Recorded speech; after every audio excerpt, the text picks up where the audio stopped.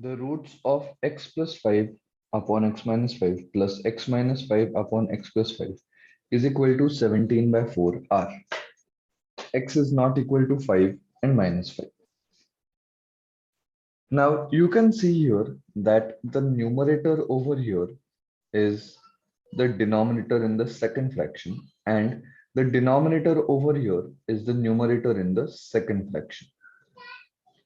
So if you assume the first fraction as, let's say, y, then the second fraction will become its reciprocal, that is 1 upon y. So we will have the equation as y plus 1 upon y is equal to 17 by 4. Okay. Now, if we try and solve this equation, it becomes y square plus 1 upon y is equal to 17 by 4.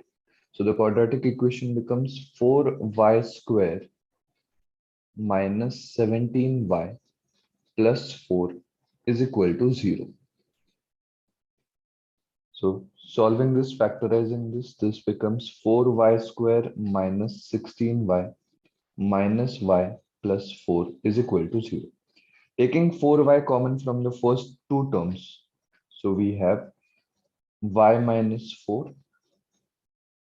So we will have y minus 4 common from the last two terms as well. So it becomes like this.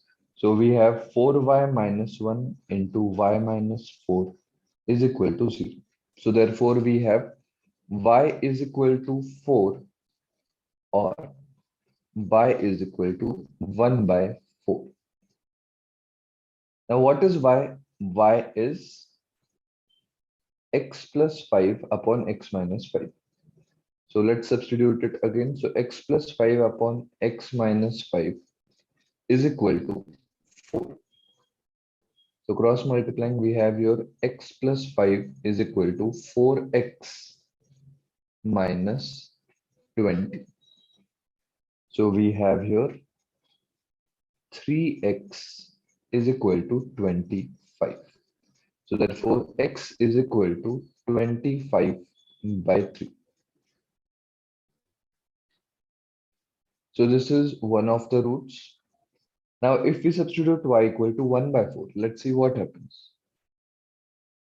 So x plus 5 upon x minus 5 is equal to 1 by 4.